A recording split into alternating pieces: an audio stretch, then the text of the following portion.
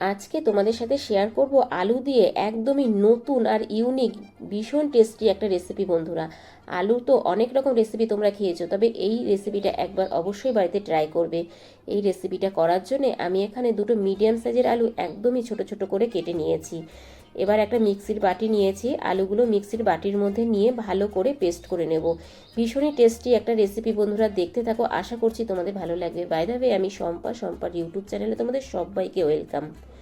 এবার আলুটাকে আমি ভালো করে একদমই পেস্ট করে নেব। ফিরে আসছি বন্ধুরা পেস্ট করে। এই দেখো বন্ধুরা, পেস্ট করা হয়ে গেছে। এই রকম একদম মিহি করে পেস্ট করে নিতে হবে। এবার আমি এই পেস্টটা একটা বাটির মধ্যে ঢেলে নিচ্ছি। তবে আলুটা পেস্ট করার সময় কিন্তু কোনো রকম জল দেওয়া যাবে না, জল ছাড়াই খুব সুন্দরভাবে আলুটা পেস্ট হয়ে যাবে। এবার দিয়ে দিলাম পরিমাণ মতো লবণ, 1 চামচ হলুদ আর 1 চামচ লঙ্কার গুঁড়ো, আর দিয়ে দিচ্ছি আমি ছোট হাতার 2 হাতা বেসন। এবার ভালো করে আমি এটাকে মিশিয়ে নেব। আলুর মধ্যে যে জলটা আছে সেটা দিয়েই কিন্তু বেসনটা খুব ভালোভাবেই মাখা হয়ে যাবে বন্ধুরা। এখানে কিন্তু আর কোনো রকম জল ব্যবহার করতে হবে না। তবে তোমাদের যদি মনে হয় একটু পাতলা হয়েছে, তবে তোমরা আরেকটু বেসন অ্যাড করতে পারো। আমার কিন্তু এখানে আর কোনো রকম বেসন লাগবে না। দেখো আমার কিন্তু মাখা হয়ে গেছে। এবার আমি এটাকে সাইড করে রেখে দেব।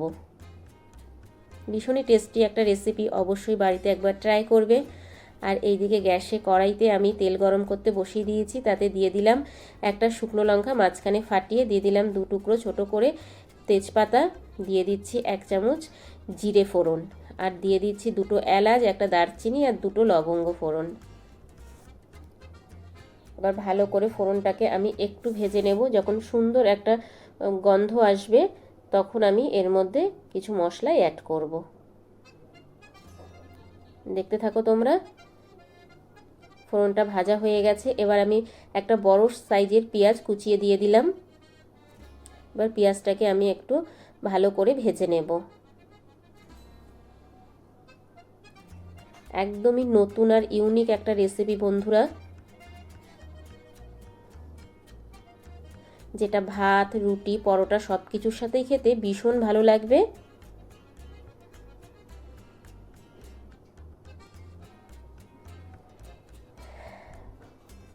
এবার দিয়ে দিলাম 2টো কাঁচা লঙ্কা কুচি। দেখো বন্ধুরা, পেঁয়াজটা কিন্তু আমার অনেকটাই ভাজা হয়ে গেছে লাল করে। এবার দিয়ে দিলাম একটা মিডিয়াম সাইজের টমেটো কুচি। টমেটোটা দিয়ে আবারও ভালো করে আমি নাড়িয়ে চাড়িয়ে নেব।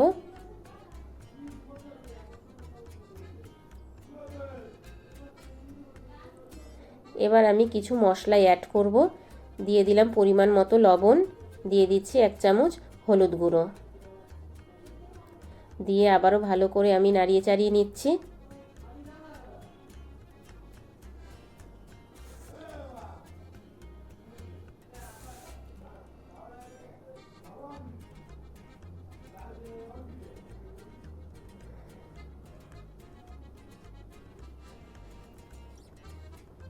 এবার গ্যাসের ফ্লেমটা লো করে এবার দিয়ে দিচ্ছি 1 চামচ লঙ্কার গুঁড়ো, 1 চামচ জিরের গুঁড়ো, 1 চামচ ধনের গুঁড়ো,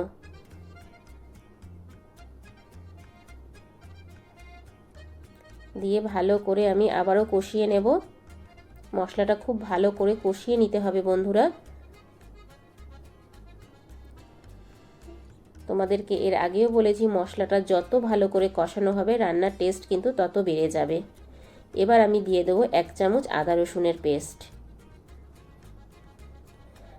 ভালো করে আবারও আমি কষিয়ে নেব।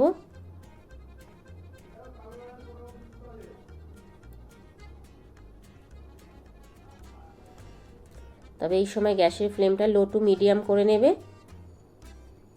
না হলে মশলাগুলো পুড়ে যাবে। এবার দিয়ে দিলাম 2 চামচ টক দই। টক দইটাকে ভালো করে ফ্যাটিয়ে নিয়েছিলাম আমি। টক দইটা দেওয়ার সময় গ্যাসের ফ্লেমটা কিন্তু একদম লো রাখবে।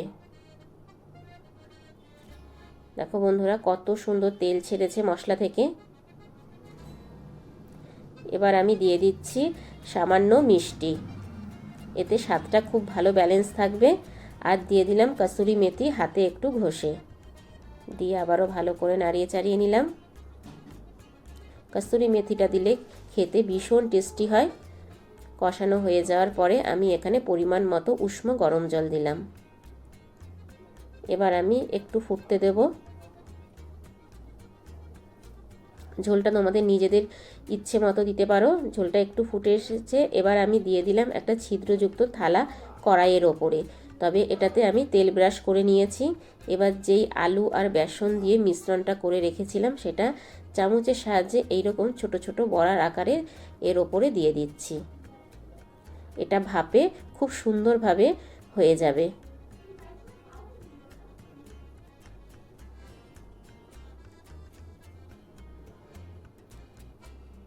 এইরকমভাবে যে কটা আমার হবে সে কটা আমি ওপরে দিয়ে দেব।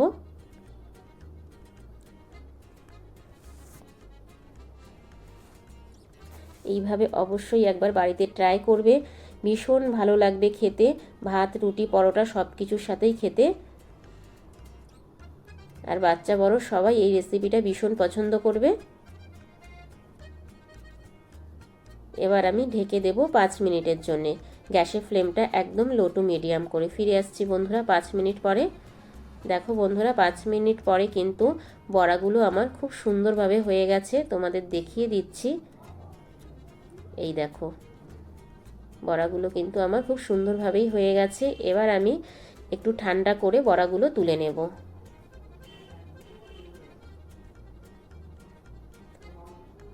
আর এই দিকে দেখো ঝোলটা কিন্তু খুব সুন্দরভাবে ফুটে গেছে আর কতটা গাঢ় হয়ে গেছে। এটা কিন্তু একদমই মাখা মাখা হবে বন্ধুরা। এবার আমি বড়াগুলো তুলে দিয়ে দিলাম। ভীষণই টেস্টি একটা রেসিপি, খুব কম সময়ে তোমরা বাড়িতে করে নিতে পারবে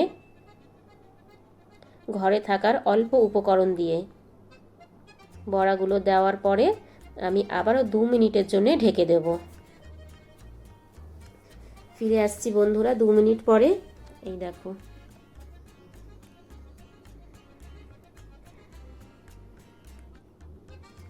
আমার কিন্তু রেসিপিটা একদমই রেডি হয়ে গেছে।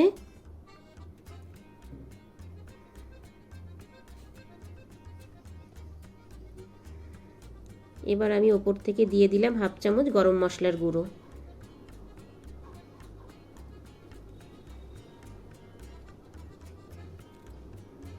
গ্যাসের ফ্লেমটা অফ করে 2 মিনিট স্ট্যান্ডিং টাইমে রেখে দিয়ে তারপর তোমাদেরকে আমি দেখাচ্ছি। দেখো বন্ধুরা কতটা লোভনীয় হয়েছে, কতটা সুন্দর হয়েছে দেখতে, দেখতেই পাচ্ছ। আর দারুণ টেস্ট হয়েছিল, অবশ্যই বাড়িতে একবার ট্রাই করবে। এবার আমি একটা বাটির মধ্যে নিয়ে নিচ্ছি। তা বন্ধুরা আমার আজকের এই রেসিপিটা তোমাদের কেমন লাগলো ছোট্ট একটা কমেন্টস করে জানিও, কারণ তোমাদের ছোট্ট ছোট্ট কমেন্টস আমাকে ভিডিও করতে অনেক বেশি উৎসাহ দেয়। বাই দ্য ওয়ে এতক্ষণ দেখছিলে শম্পার ইউটিউব চ্যানেল। আবার দেখা হচ্ছে তোমাদের সাথে নেক্সট কোনো নতুন রেসিপিতে। ততক্ষণের জন্য টাটা বাই বাই। সবাই ভালো থেকো, সুস্থ থেকো। আর আমার চ্যানেলে কেউ যদি নতুন ভিজিট করে থাকো আমার চ্যানেলটাকে সাবস্ক্রাইব করে পাশে থাকার বেল আইকনটা অল করে দিও। যখনই আমি নিত্য নতুন ভিডিও আপলোড দেব তোমাদের কাছে পৌঁছে যাবে। Thank you for my watching.